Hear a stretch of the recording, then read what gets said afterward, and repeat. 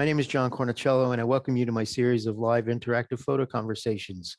You can check out the schedule at cornicello.com/conversations for dates and times of upcoming shows.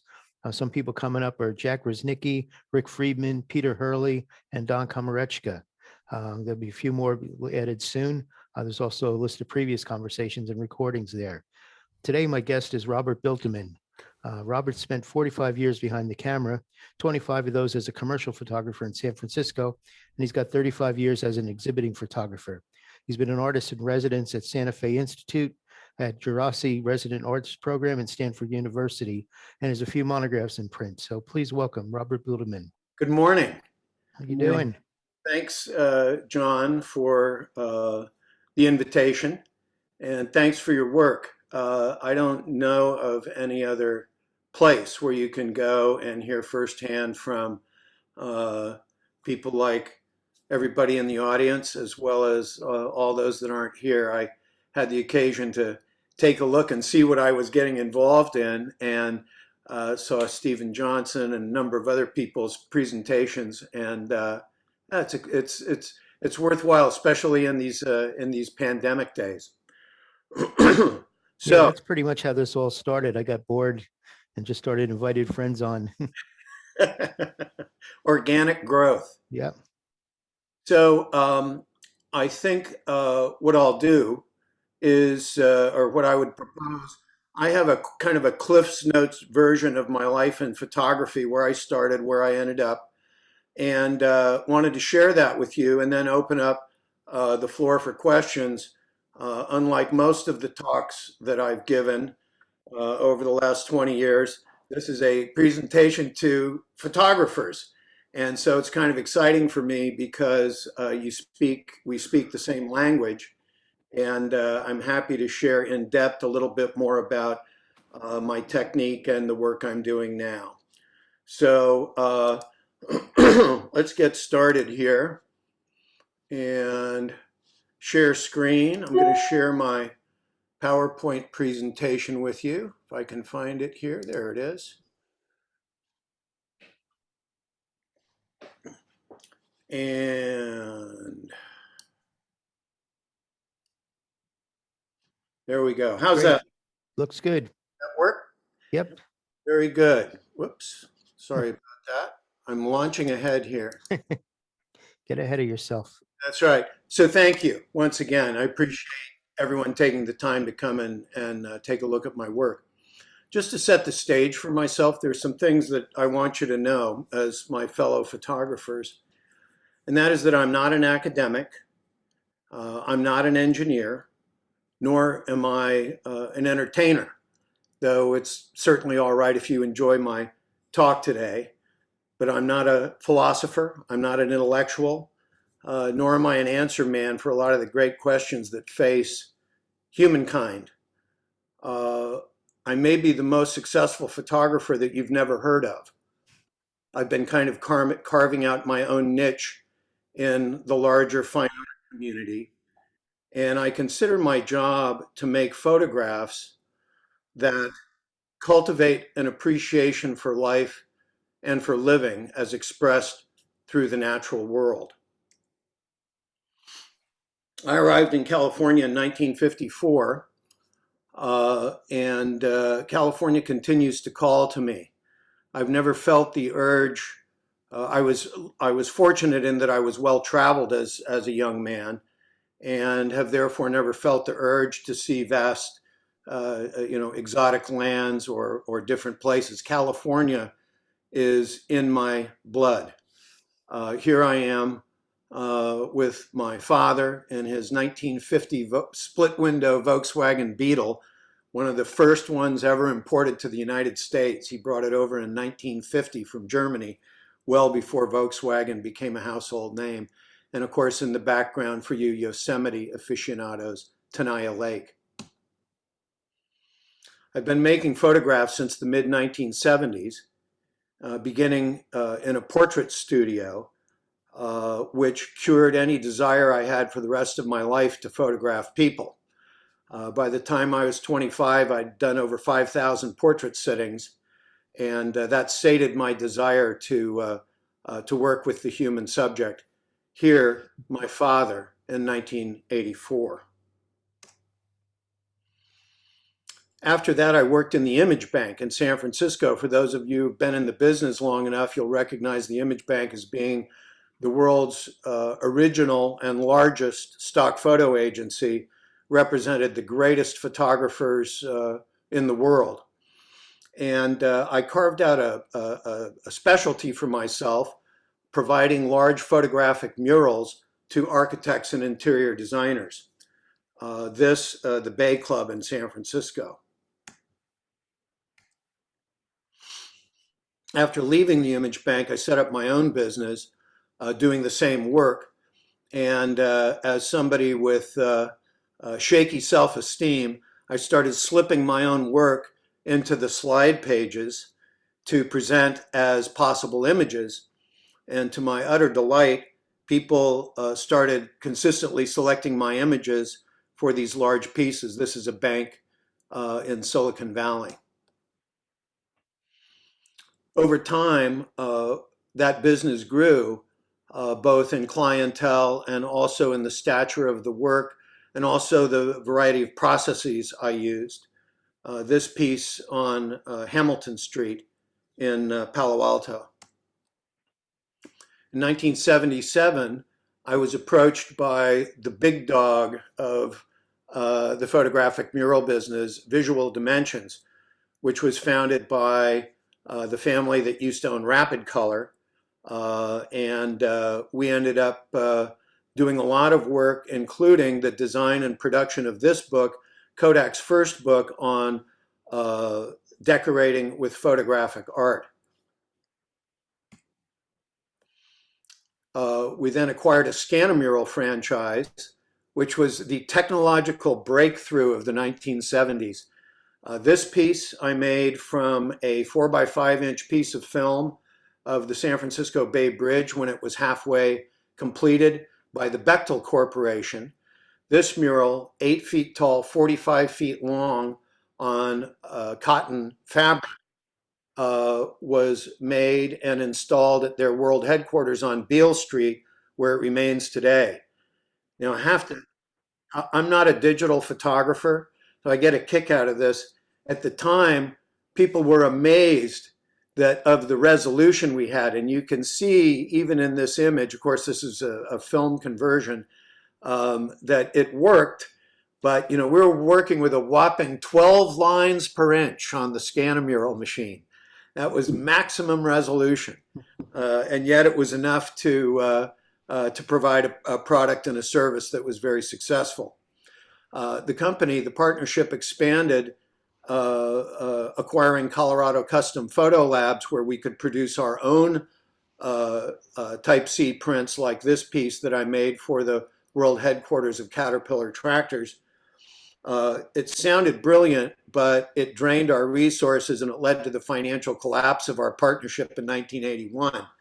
But that wasn't before making hundreds of murals that gave me a tremendous education in reproduction. On my return to San Francisco, I was invited by a photographer whose images I had sold as murals to join his studio in the South Market in San Francisco. Over the next 17 years, I continued to develop my craft, working principally in products on the tabletop, food, wine, my favorite, architecture and interiors.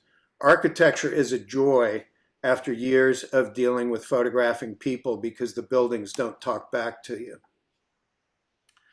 It was during this time of working commercially that I kind of fell out of love with work. And my mentor, Fred Lyon, whose studio I worked in, he said, it's because you quit working for yourself. You loved making your own photographs. You should go back to doing that.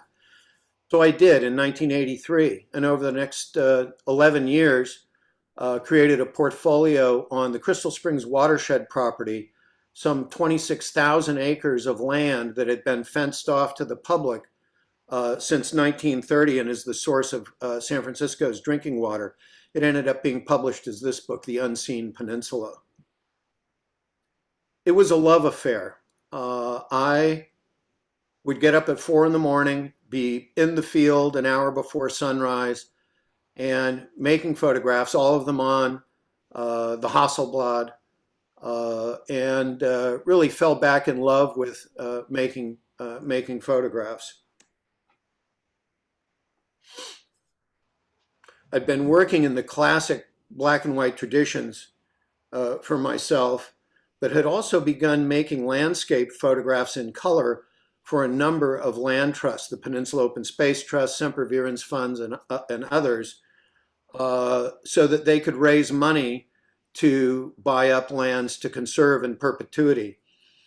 Over my lifetime, I've raised, my work has been a critical tool in the raising of over $300 million and the permanent protection of over 150,000 acres of land between Marin County and Santa Cruz in the San Francisco Bay Area. It became a calling, a passion that was beyond my personal work. In 1996, they commissioned me to document the lands of the renowned Jurassic Resident Artist Program because they had decided to commit the lands of the artist program in perpetuity to a conservation easement. And so they needed photographs of the property to show their donors because it's a very expensive thing. You can take a piece of land, in this case, the Jurassic Ranch, which could be worth $20–30 million. And once you put a conservation easement on it, it means no development, no growth, no roads, no fencing, no nothing. And it can reduce the price down to a few $100,000. So you have to make up that difference in purchasing that easement. So I went up there, and it resulted, my work up there resulted in their offering me a residency, which I had in 1996. Resulted in this book, 18 Days in June. It was an important time in my life. My wife and I had just suffered the loss of our mothers at relatively young ages, and we were grieving. And my 3 weeks on the property, I kind of got my life back from my grief. And when I looked at the work afterwards, to my astonishment, it was already a book. It was already laid out. It was that story, the life-giving qualities of art. And so Dale Jurassic, the founder's son, and I organized a pro bono team of volunteers to get the work published. Publisher, editor, designer, public relations team. And for the writer, I reached out to Robert Haas, who at the time was the poet laureate of the United States under President Clinton. And I had been his guest at an event in Washington, D.C. of conservation artists and writers and so on. And he accepted the invitation to write the introduction.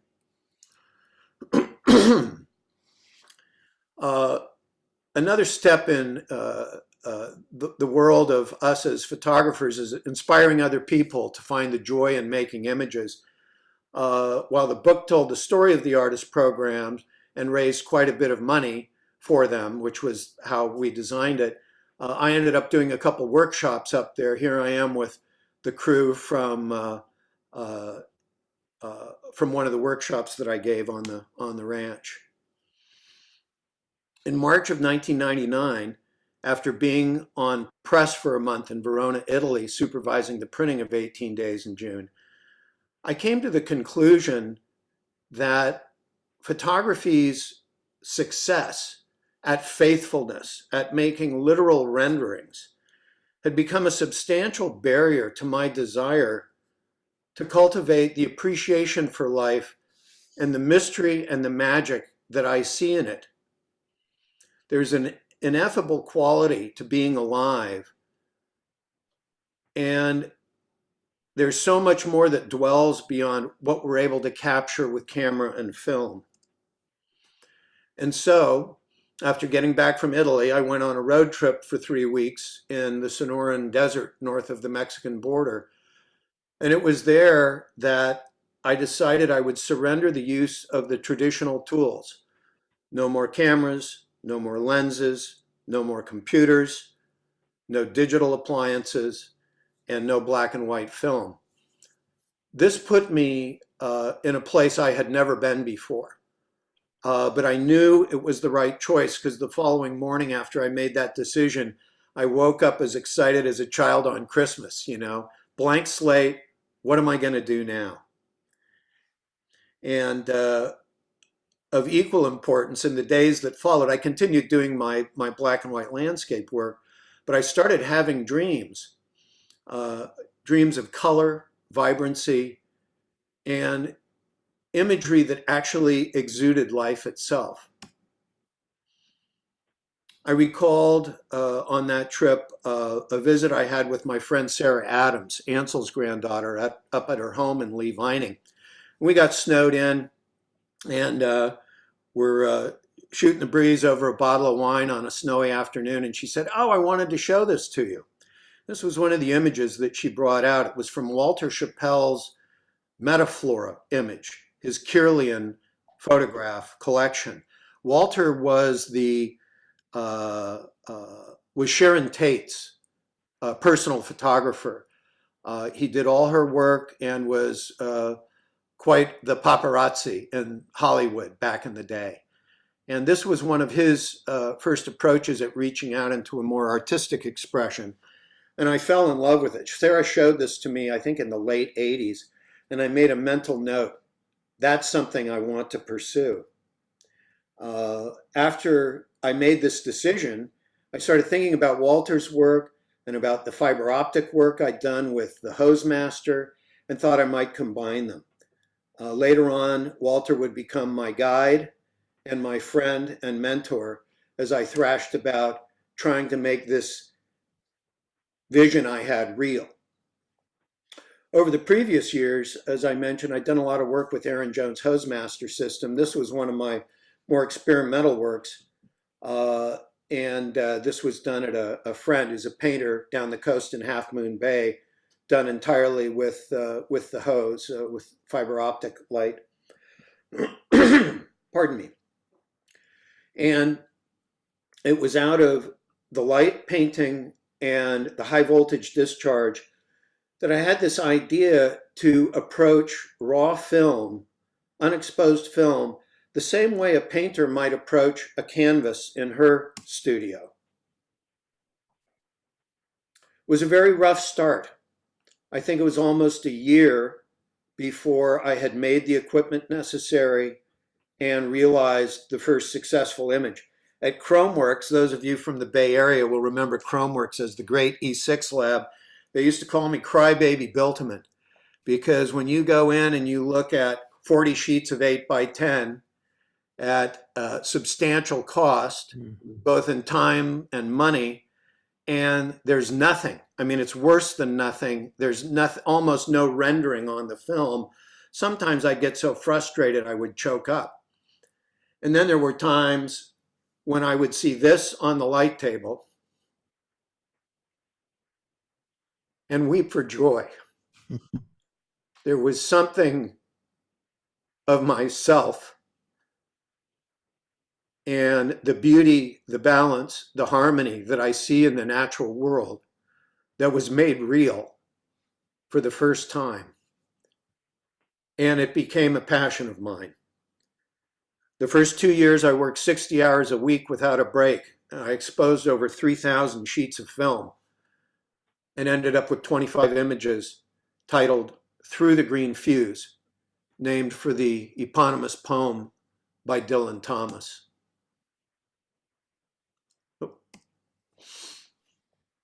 Helianthus annuus, the giant sunflower. Most of these, by the way, grown in my garden. I'm an avid gardener or a rabid gardener, depending on who you talk to. So when I saw these images, I made another career-changing choice, and that was to leave the cocoon of the photographic community and exhibit only in contemporary art galleries. I didn't want this work to be tied to our traditions, honorable as they are. Traditional formats, 4 by 5, 8 by 10, 11 by 14, all of the standards, which I think can sometimes bring the blinders in on us, that we don't see greater possibilities. And it turned out to be a great decision, among other things, because of the price point of these works. I exposed some 10,000 sheets of film over the last 20 years, with barely 100 that ended up being in the portfolio. It's been the most expensive thing I've done in my life with photography. This Cortaderia celoana, the blades of the pampas grass. As a result of that first portfolio, in 2003, I was invited to go to Santa Fe with a collector of mine who introduced me to a group of his peers at the Santa Fe Institute, a science think tank that specializes in complexity science. To our utter astonishment, and by that I mean his and mine both, they invited me to move to Santa Fe as a guest of the Institute, to be their artist in residence. This was unprecedented in their history. They offered me a place to live and an office and a place to work.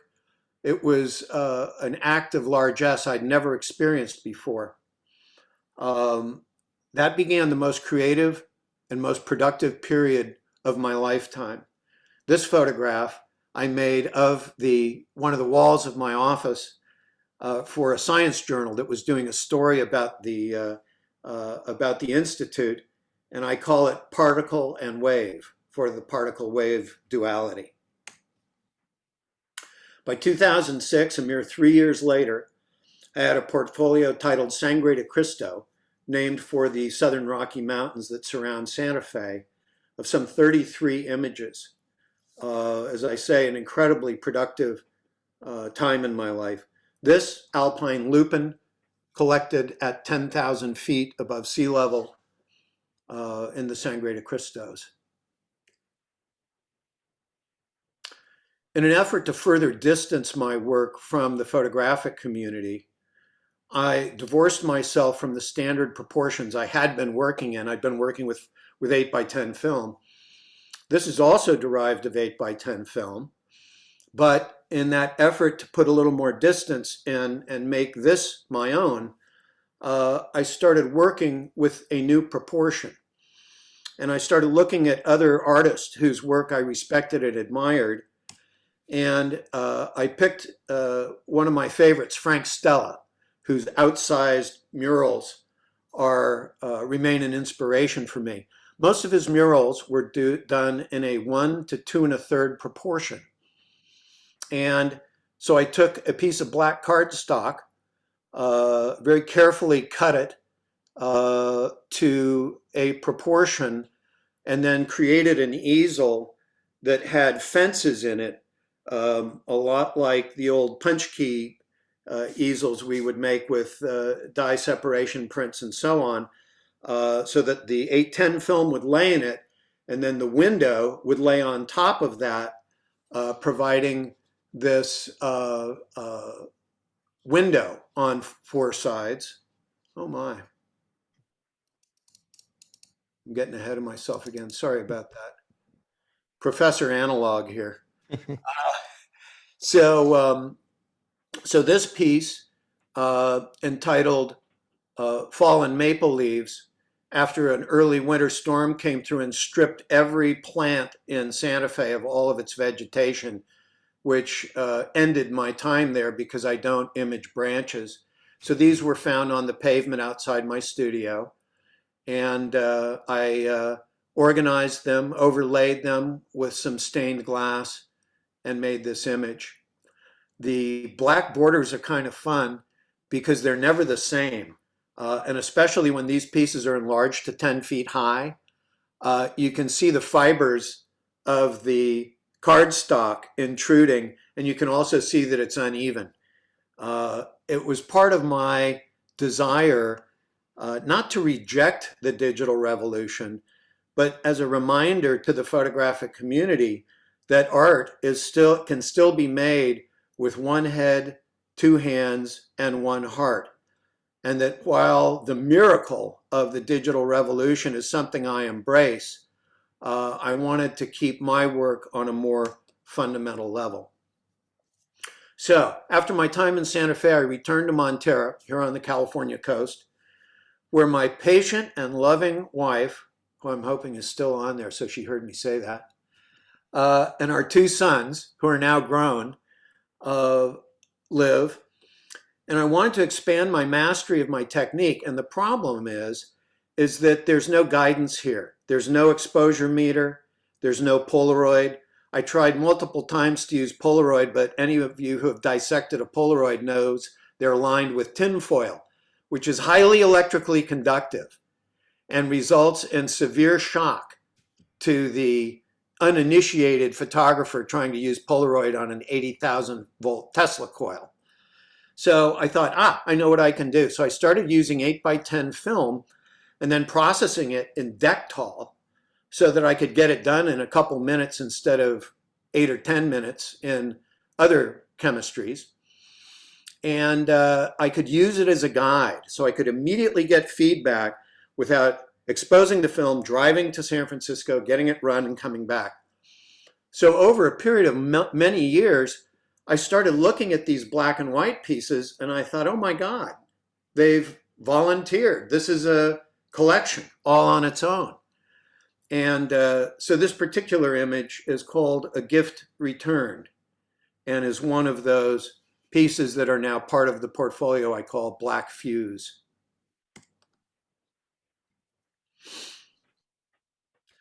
Curiously, I find this is called Carriage glass lichen. I made this during one of my 8 residencies at the Jurassic Artist Program. I think this is some of the best work I've done in my lifetime. And nobody wants to exhibit it. We've had exhibitions with one wall in color, one wall in black and white. It was called Both Sides Now. Everybody spent the evening looking at the black and white work. We didn't sell one piece and did a land office business with the color work. So I don't know what that's about, but I love to show this, especially to photographers, because I think that it's got just a taste of magic in it.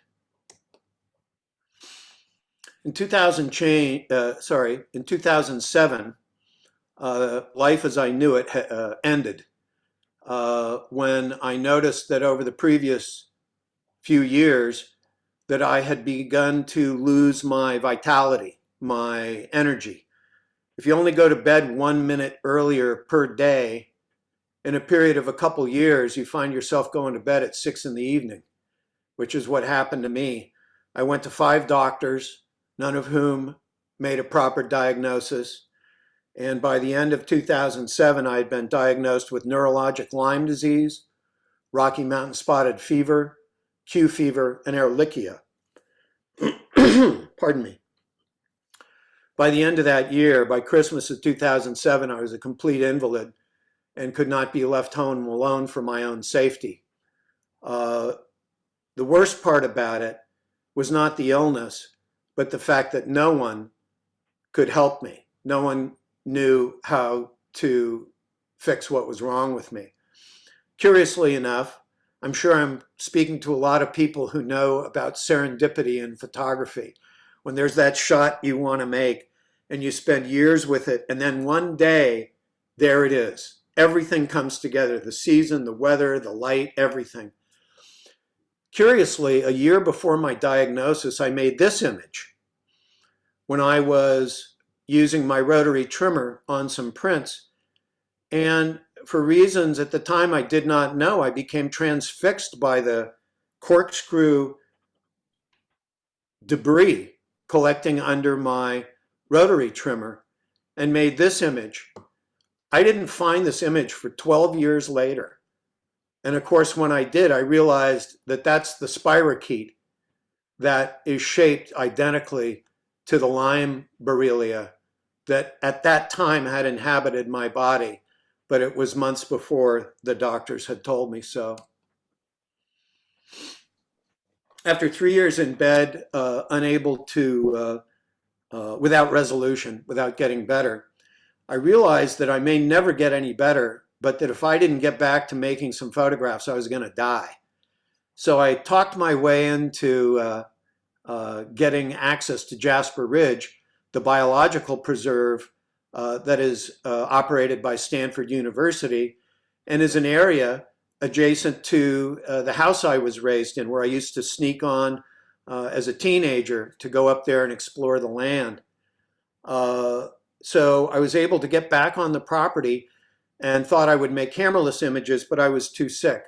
So I reverted to doing landscape work, focusing mainly on the use of my Fuji 617 panoramic camera, which I had acquired all 4 lenses in the body over a period of 3 years laying in bed looking at eBay, trying to find people that didn't want to make analog film, images anymore.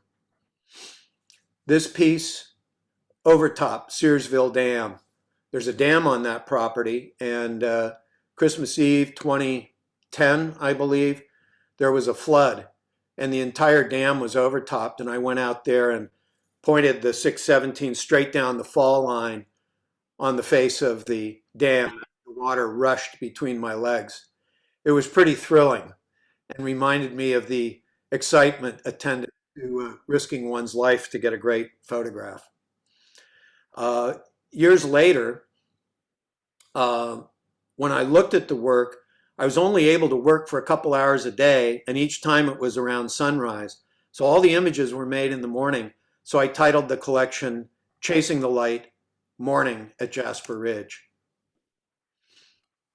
Meanwhile, I continued to work as best I could at home using some of the plants from Jasper Ridge as subjects. This piece, live oak, is from one of the many oak trees on the property.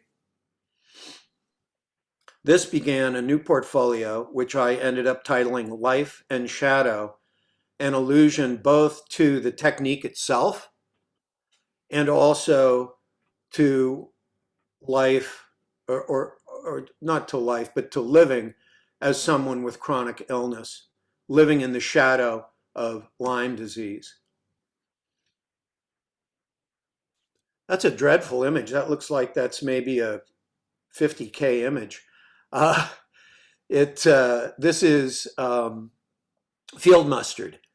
And it was during that time that the work started to grow much more abstract. And for me, it reflected my mental state at the time. I had lost a good part of my memory, which I have never recovered. And the art I started making was considerably more abstract and spontaneous. In 2013, I started making images of things broken, because at that point it was clear that I was never going to be the same. And I made this piece. This is 3 separate sheets of film that I keyed on a needle point of high voltage discharge in the center to give me a fixed location to key the images. So on the outside, we have sea glass collected on the beach here in town. In the center, we have mouse and gopher bones collected from an owl pellet. I live in a forest that's got more owls in it than people. And then I made a window, my traditional black cardstock window as a frame. And I titled this for Miles Davis' album, the greatest selling jazz album of all time, Kind of Blue. Still sells 5,000 copies a week, believe it or not. But named this piece Some Kind of Blue. Didn't want to steal from him. Throughout this story, there are the galleries that represented me and my work. They have been the source of my sustenance and the commerce in my work that has allowed me to continue. As I mentioned, I'm not an academic. I don't do workshops, with the exception of the few that I did on behalf of Jurassic. So the only source of income I've ever had in my life is my work with cameras and film, or the cameraless work.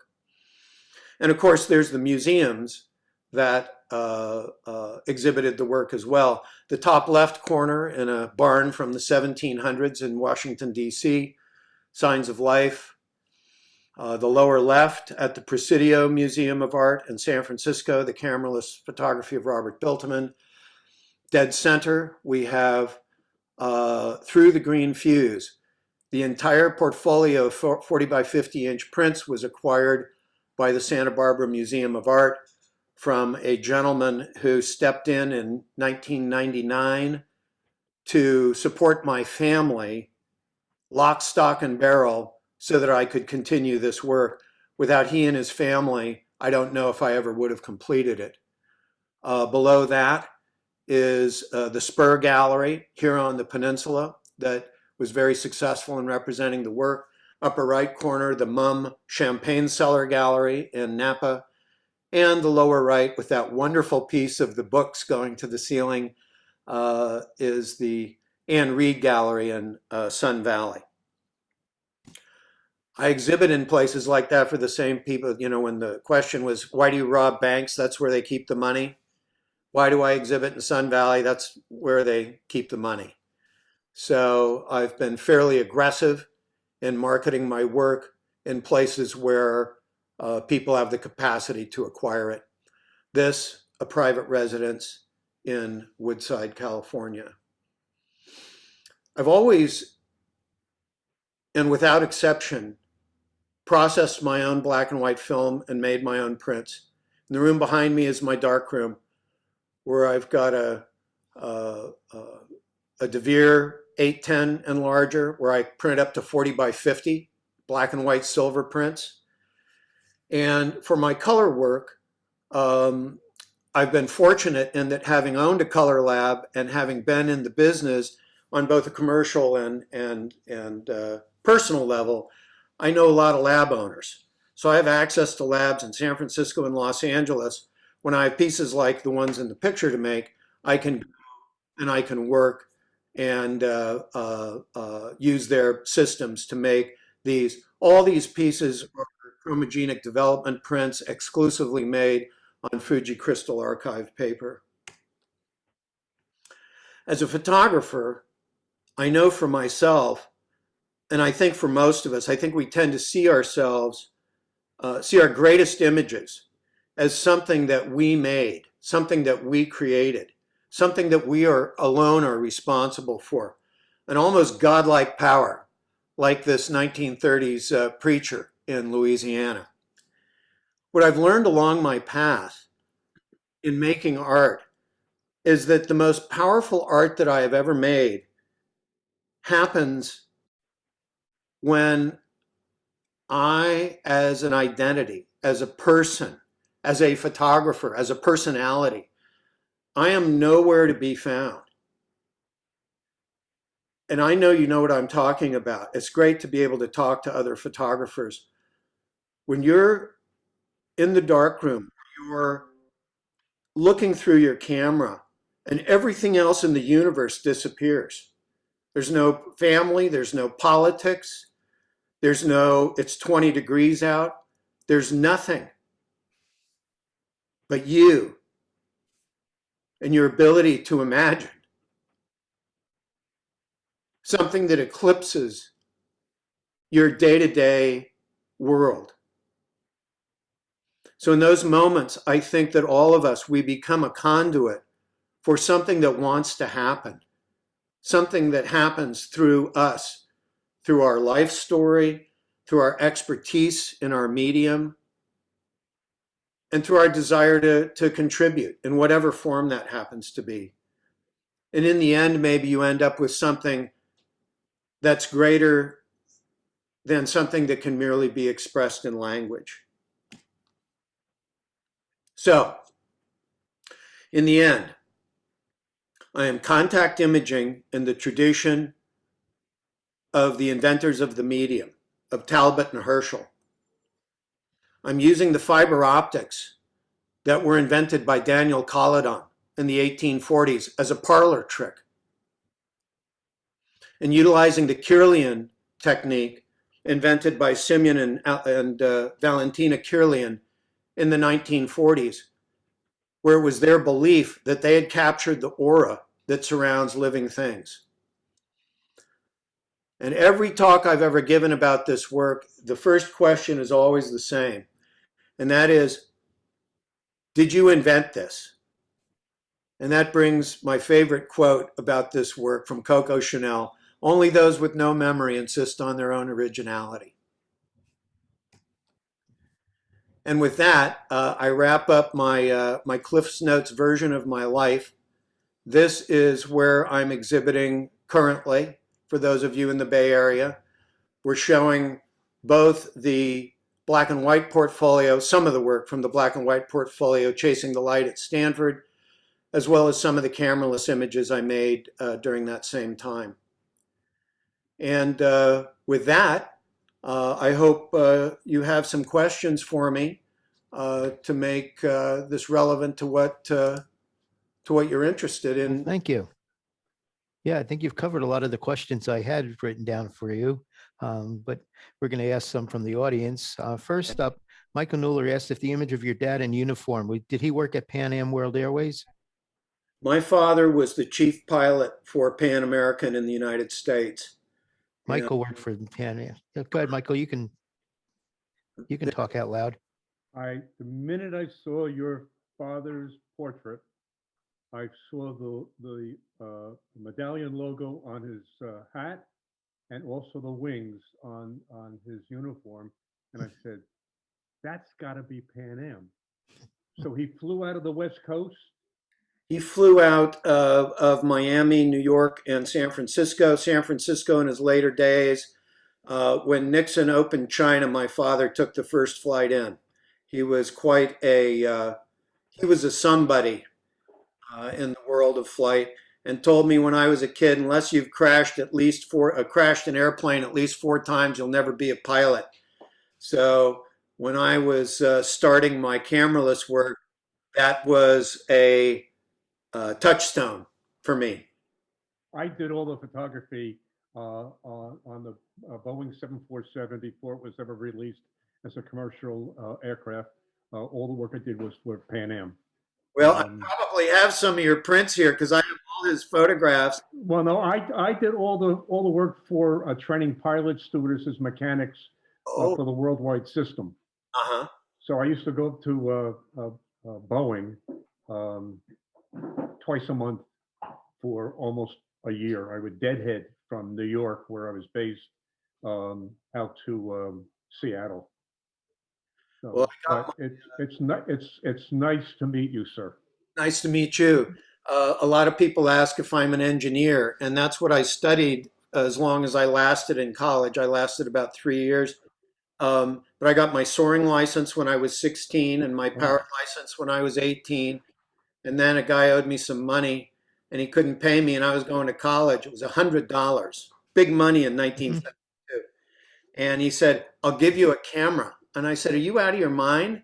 I don't want a camera. I have no interest in photography. I've never had a camera. And he gave me a camera, and that was the end of my career as a pilot. So. And Michael had a follow-up question. Do you listen to music when you're in the dark room? And if so, what type of music? I love music. I came from a musical family. My parents, my 3 siblings, and we all sang. We played instruments. My sister Anne was on stage with Les Miserables for 13 years all over the world, 8 performances a week. So yeah, I'm a music guy. And I've got a sound system in the studio that would sink a ship, and listen to everything from classical music to I like to listen to pretty much everything because it tends to I don't always listen to music to pleasure myself. I listen to music to challenge me. So I listen to all kinds of things. Anya Brown is asking why you don't teach. The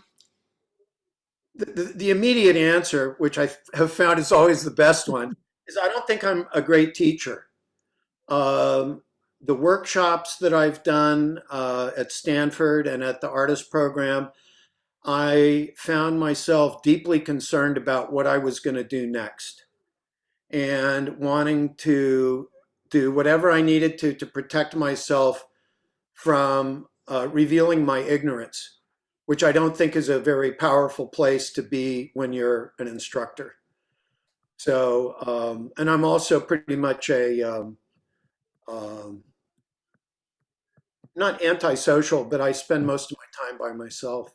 So teaching was a little uncomfortable for me. So tell us a little more about the Buelteman method. Sure. So I'm so glad to be talking to photographers. It's made so much easier.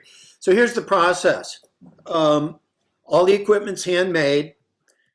And so the process is to first select a subject.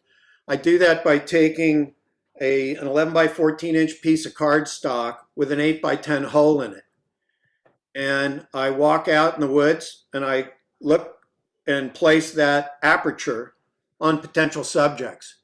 Because if it ain't happening in that 8 by 10, it's not going to show up on the film.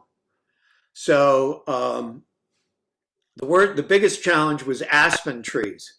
How do you fit an aspen tree in 8 by 10? And how I did it was I found one growing out of solid rock that was this high. And when I cut it, counted the rings, and there were 12 rings. It was 12 years old and half the diameter of a pencil. And I was able to fit it on the film. So anyway, I select the image. I collect it. I bring it into the studio. I then figure out in light how I'm going to image it.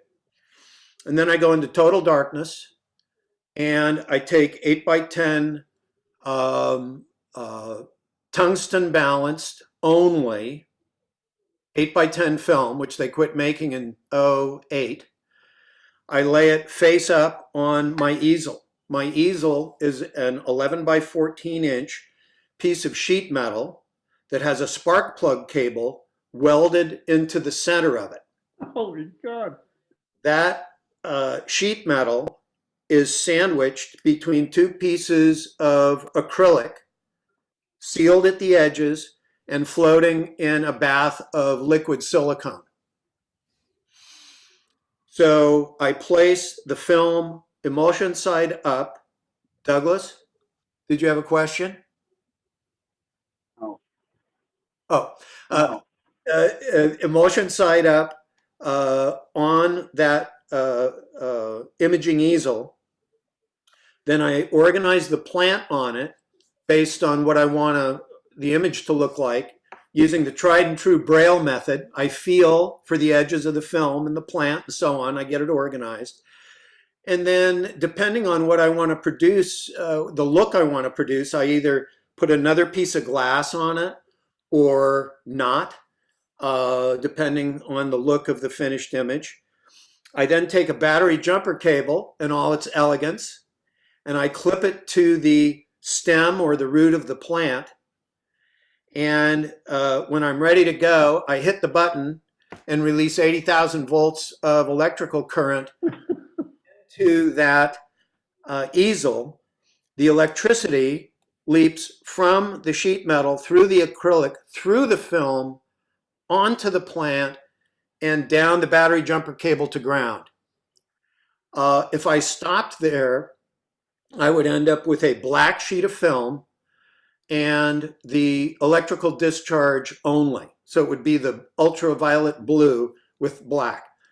So to introduce the organic shape and colors of the plant, I take a fiber optic probe that's the diameter of a human hair, and I very carefully and methodically paint the back of the subject with white light as it lays on the film. If I want the color to come through, I give it quite a bit of light so that eventually the light bleeds through the plant onto the film. If I want to just cast a shadow, I stand on a ladder and go up 4 or 5 feet with that tiny probe and just hold it for a second to cast a shadow.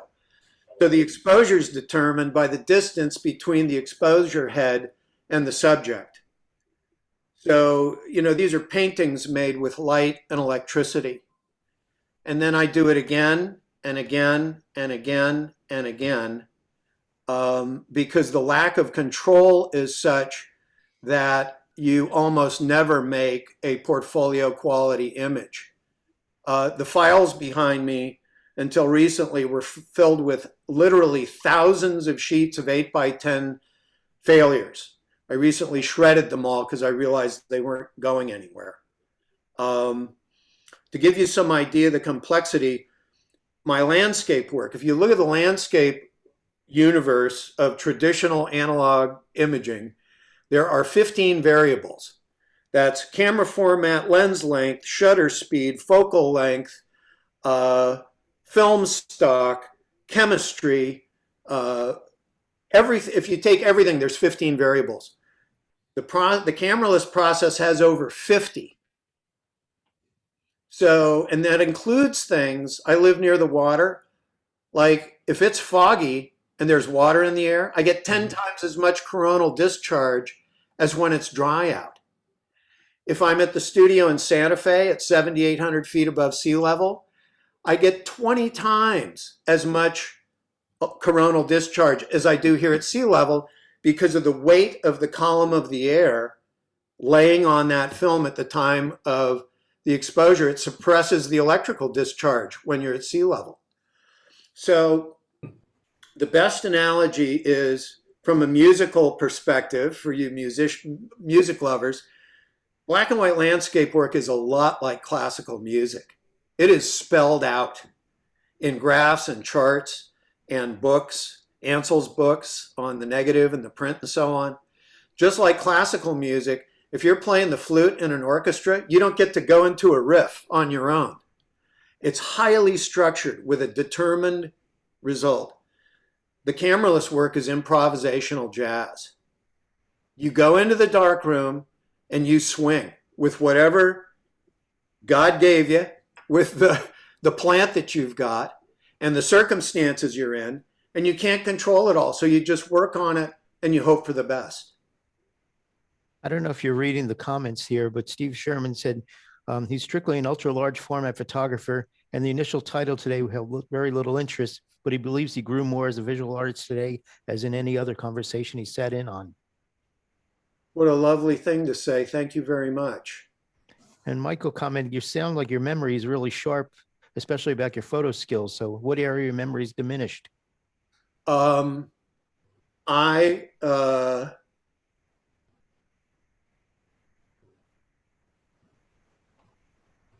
find prints in my drawers that I would bet everything I own that I didn't make.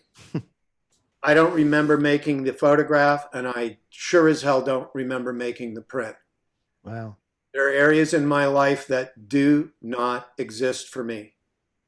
And, our joke around here is I've been a student of all kinds of spiritual traditions for a long time and have been fortunate to make relationships with some real masters. And so if your life is about be here now, I'm in a great place for it. I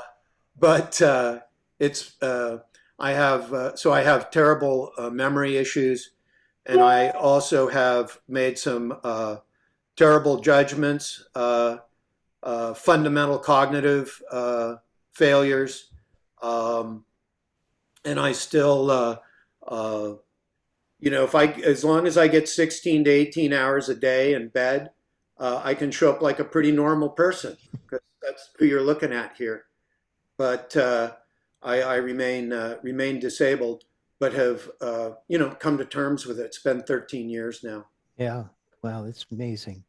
You had mentioned that you're now exhibiting contemporary art spaces as opposed to photography galleries. You want to touch a little bit on that?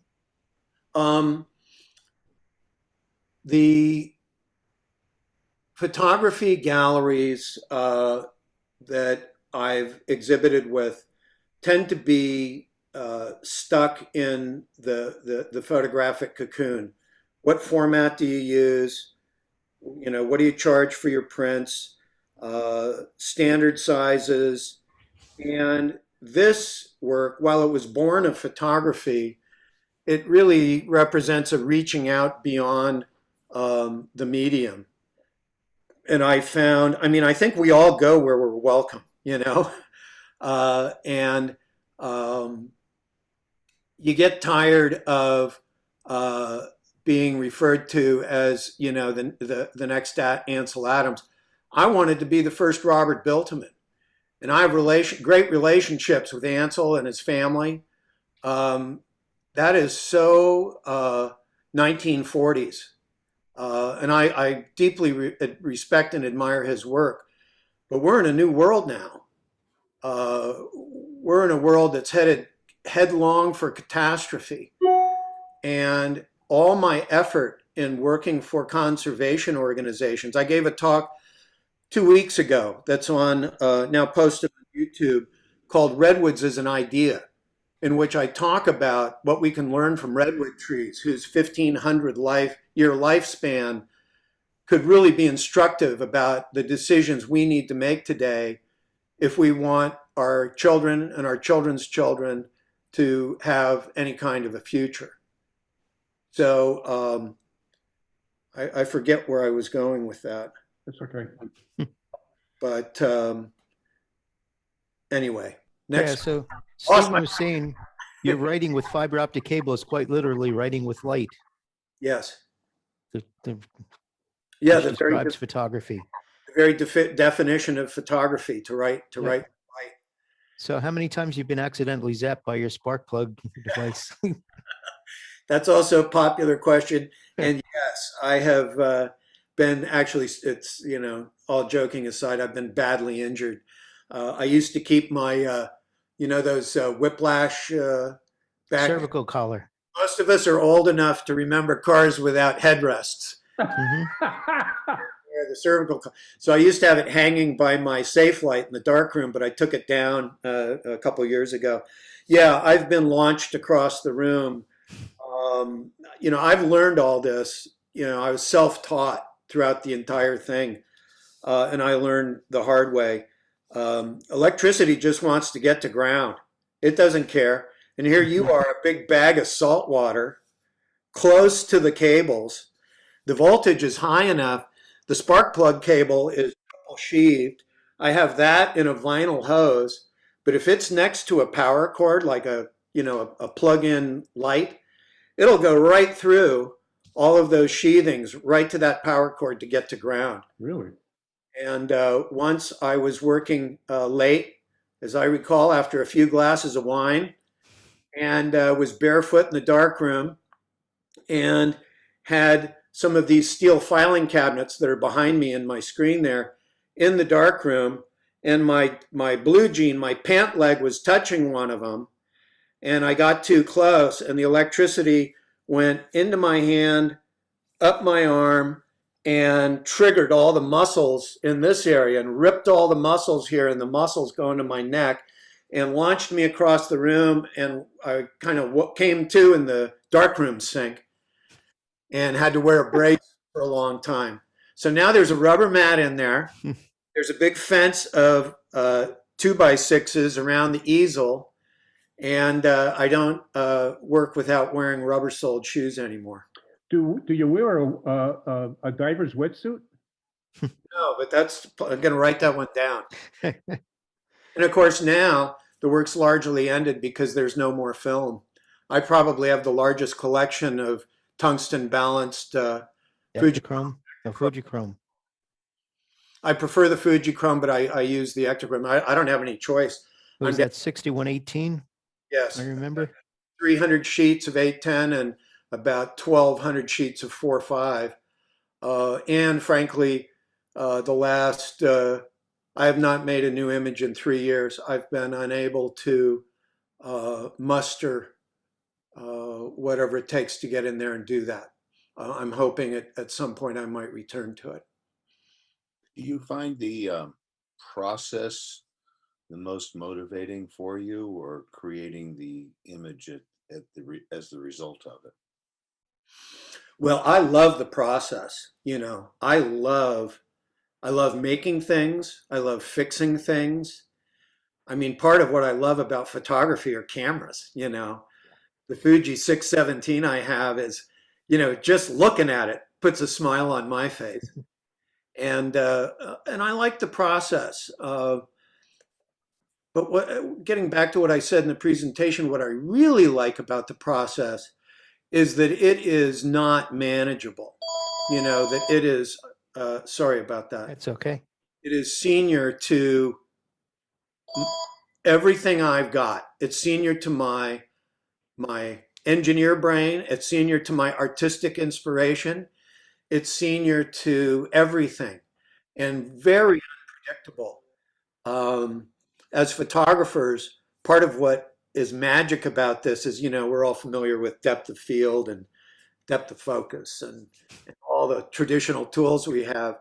Well, here you're working with something that has a depth of focus of zip. I mean, you know, a branch on the film will be a razor sharp, sharp as you can get with the finest lens in the world.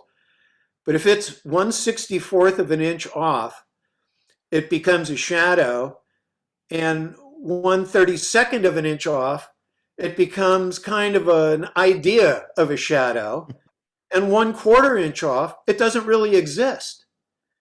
So managing that tiny space, I tried to manage it, but like everything else in this process, I had to give it all up, to surrender to serendipity and fate. Yeah, so Stephen Shore says the obvious message today is not to do what you do, but to use your example of looking at new ways of looking at photography. That's been a source of joy, you know, finding new ways to look at it. In the background here, there's a couple of cyanotype images. I've been doing a lot of experimenting with cyanotype.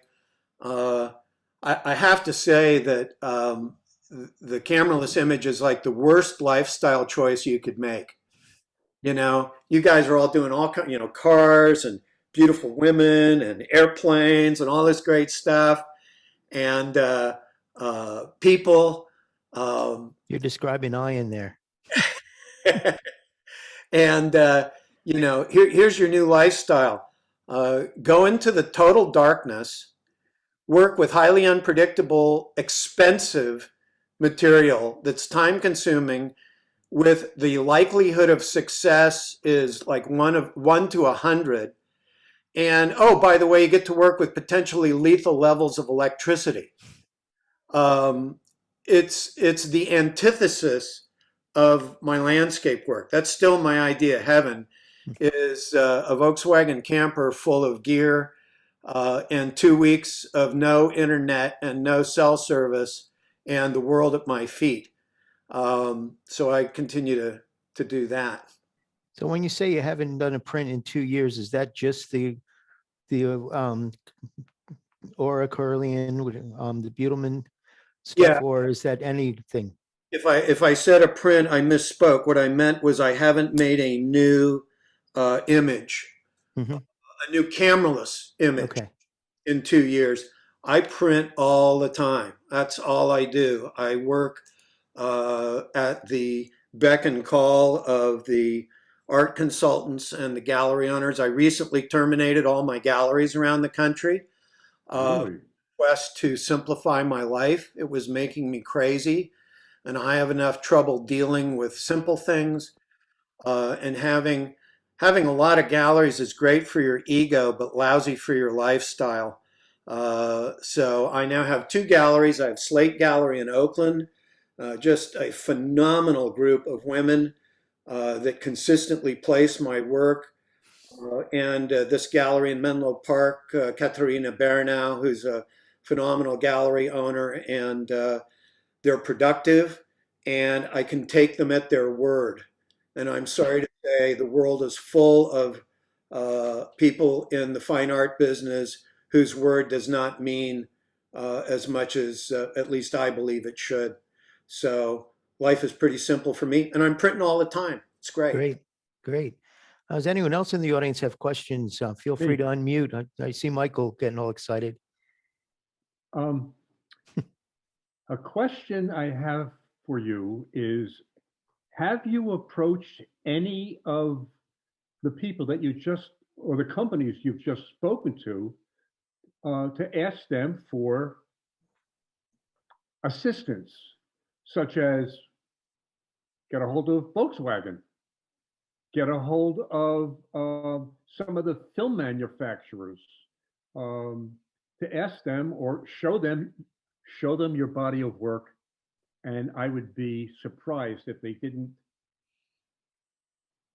send trucks out to where you live with the stuff that you need. Fact. Well, Yes. that's a great question, Michael. And I am, boy, how do I answer that? I made a decision not to do that. I'm aware of the fact that we are living in an age when everybody has a sponsor. You know, we Oh, I have, didn't say sponsor. I didn't say sponsorship. No, well, no, no, no. no, but hear me out. That corporate alliance is a very powerful force. If you look at everything being done everywhere in the photographic world, the Palm Springs groups and Santa Fe workshops, they all have a list of all their corporate sponsors. I am not doing that, and I'm not doing it as a choice. What I will say is that about 10 years ago, when a friend of mine became aware that there was no more film available, he put me in touch with the president of Fuji in Japan. And they offered to make an order of 8 by 10 film. Now, those of you who work in large format know what that stuff costs. So we had a great conversation. He was very excited. And he said, we do have a minimum on that. And I said, what's the minimum? Well, we would ship it to you on a pallet. It'd be about $340,000. So that was the end of that conversation. But And- did you at least offer to barter with him for Yes. that? Yes. Oh yeah. No, I'm very. I have bartered my work for all kinds of things. You would. We could do a whole nother thing about bartering. But Okay. the other thing about it, Michael, is that I've been doing this for a long time now. It's been 22 years. And the fact that my health is poor, the fact that I have largely, there's still a lot of things I'd like to do, but I'm also older. I'm going to be 70 fairly soon. You're a kid. And I no longer aspire to,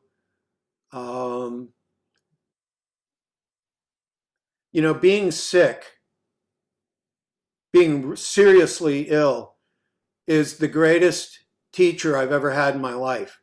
And I would never recommend it. I wouldn't wish what I've been through on my worst enemy. But I've learned more about life and living through chronic illness than I've learned through anything, including being a parent and being a photographer. And so I no longer aspire to the kind of recognition that I did for a very long time. This work's been written about in 26 different languages on 6 out of 7 continents.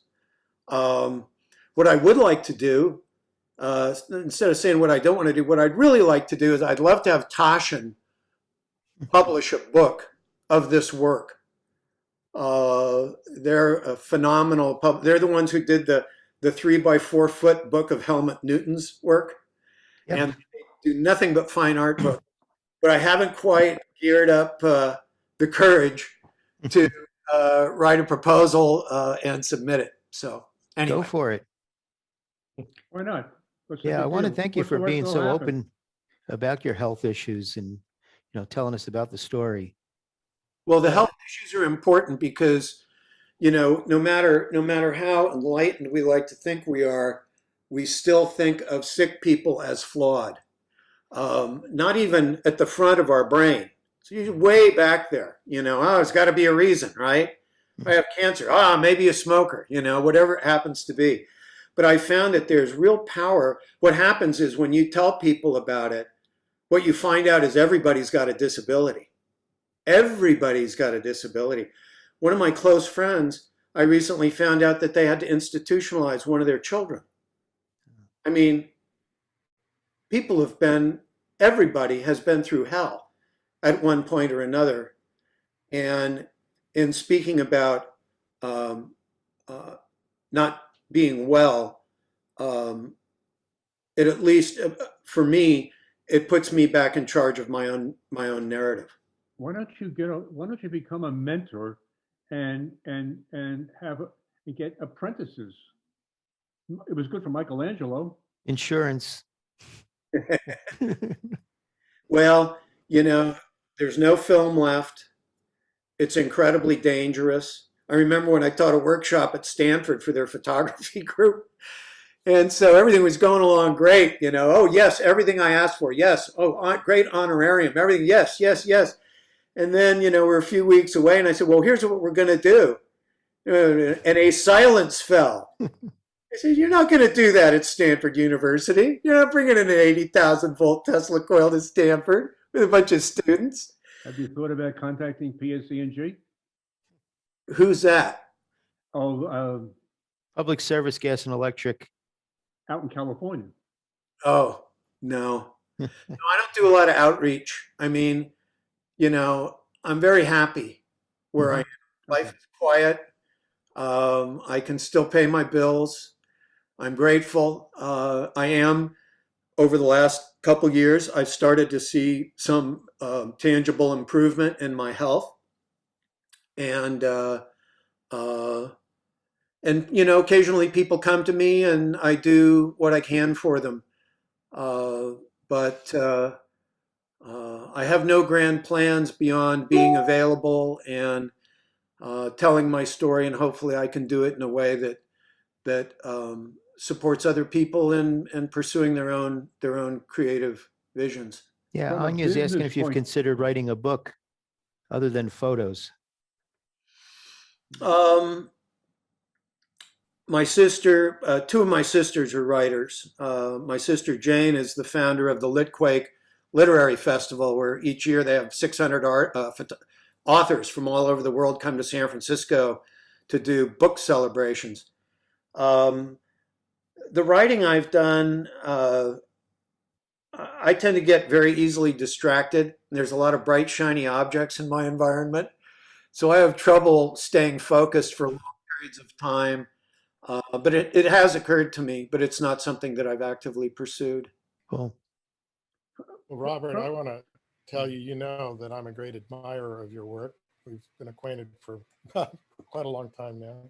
Yeah. And I am just thrilled at your presentation today and to see the whole lineage of work over these years, and so impressed with your dedication to stay with it through these health challenges. It's a delight to spend time with you this morning.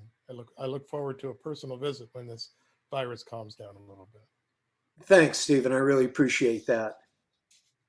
Robert, from a business point of view, you're down to 2 galleries out of how many, or about how many? About 15 at the peak before the stock market crashed in whatever that was, 08, I guess.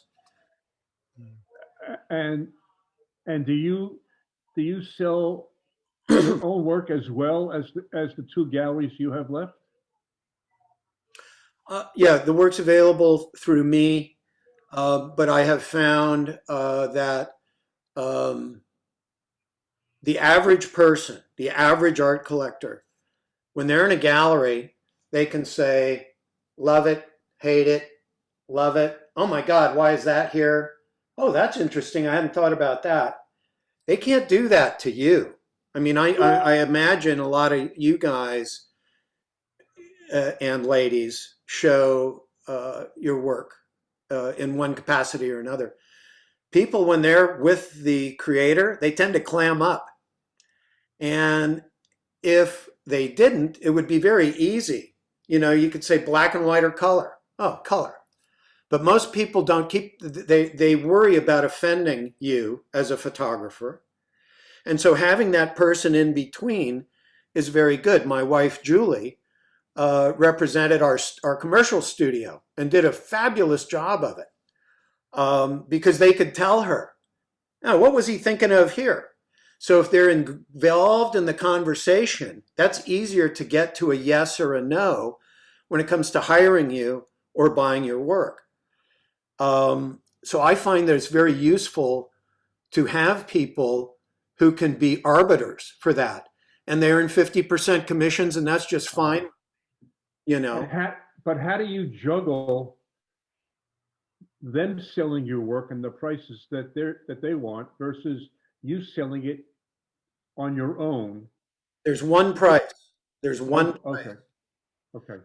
So if I sell it, I have a margin of 100%, and you know, figuratively speaking.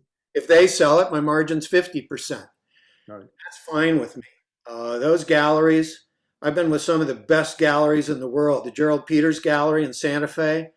Oh my God, those people would bulldoze a stadium if they thought it would help me. Never worked with people like that in my life.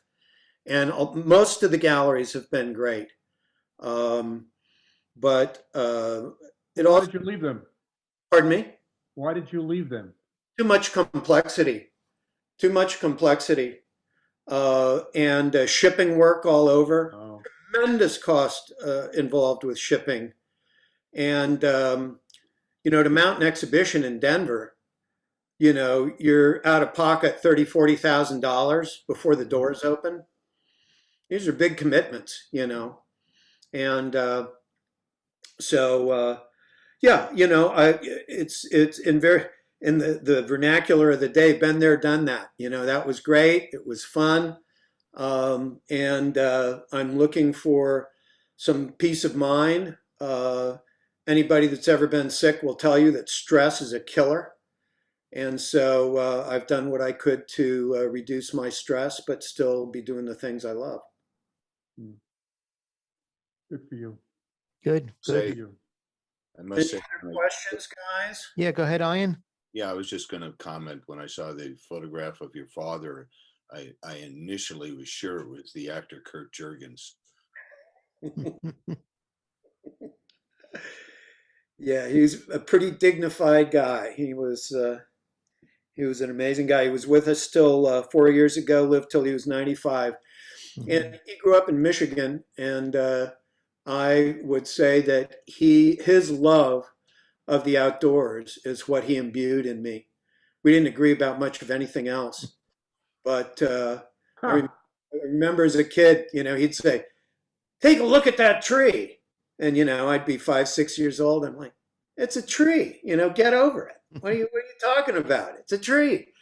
But after, you know, an entire childhood of him saying, "Look at this and look at that," I started to see what he was seeing. And Amazing. in his death.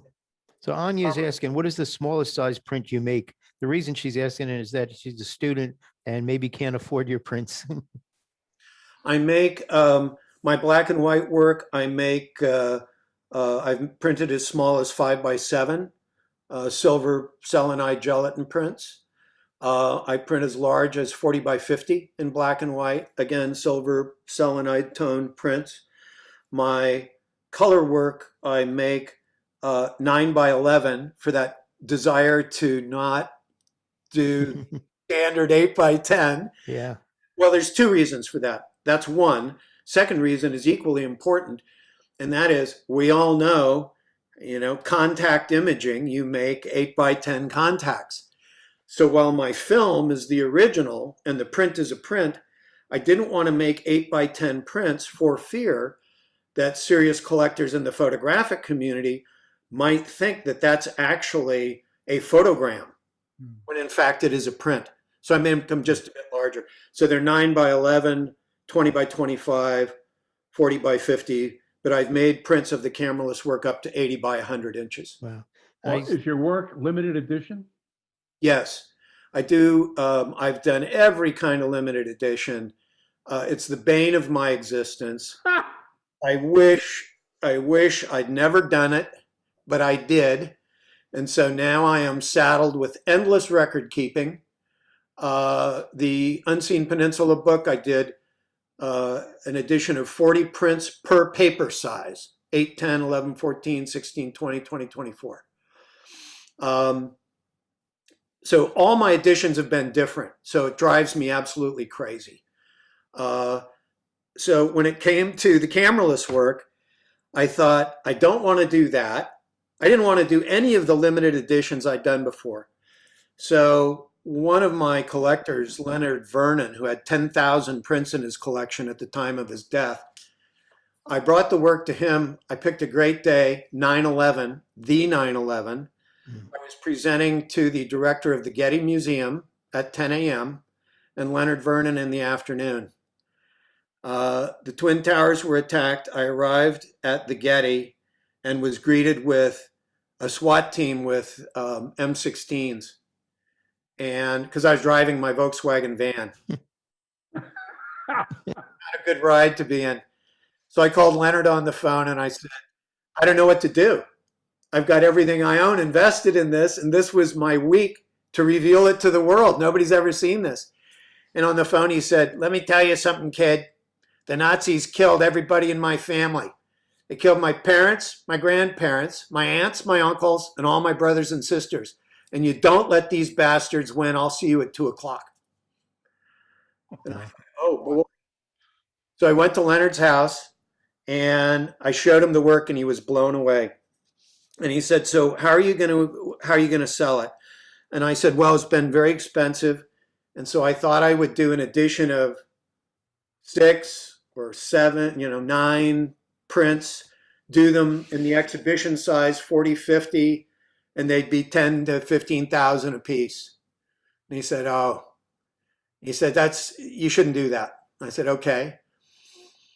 And he said, don't ever forget the people that brought you to the party. I remember when your prints were $100. Don't make your supporters get a bank loan to buy this exciting new work. I thought, okay.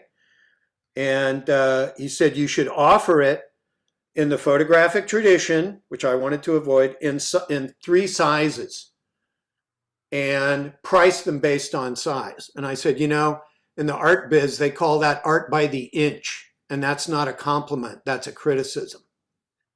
And he said, I know, the hell with them, You should make you don't know if people are going to like this or not. You have to make it available.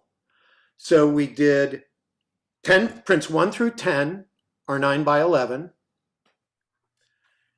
Prints 11 through 20 are the medium size, 2024. And then prints 21 through 25 are the exhibition size. And the price for each edition graduates over the number. So print number 10 is more expensive than print number 1. Print number 20 is more expensive than print number 11, and so on. So that's how we did it. And I wish we didn't, because what used to happen is I'd get a call from Denver and they'd say, do you have Arroyo Willow? Yes, I do. Well, what's the next price? What's the price? Well, I have print number 11, but I don't want to ship a framed print to Denver, so I'll ship you the 13th print rolled, at which point the gallery owner says, yeah, but you have number 11, so you need to give me the number 11 price. So it's an endless churning of price and size and number, but these pieces have done well. My smallest prints, my 911s start at 1,600, and the largest prints I've done have sold for upwards of $25,000. The ones that are special commission, large pieces. Awesome stuff. I've got 2 more questions in the chat. One from Anya is, what will you advise alt process students? You have advice for alt process students. And the other one is, what do you want to accomplish in 2021 art-wise? And I think we can finish on those. Okay. So is that person asking what I would advise alternative process students? Yes. Do the work. Do the work. The best advice I ever got was, I'm not sure about this. Shoot it. Shoot it. Shoot it. And this, of course, is in the 70s and the 80s. When to shoot something, and let me digress a little bit here. A lot of people ask me why I don't work digitally, and the truth is I do. I love it. I've got a D800E and really enjoy it. I don't exhibit it as artwork. And the reason is that the digital technique calls up all of the things I don't like about myself. They call up my laziness. They call up my inattention to detail. They call up this terrible idea that I'll fix it later. None of the photographs I showed you were made with that mindset. When I used to go out, I knew that every time I tripped the shutter, the formula I used was every trip of the shutter is an hour in the darkroom. Processing film, contacting, logging, keeping track, figuring out how to make a print out of a negative that may not have the optimal exposure. So when I started making digital photographs, and click, click, click, click, click, click, click, click, click, click, click, click, click, click, click, it's free, you know, it was like free money.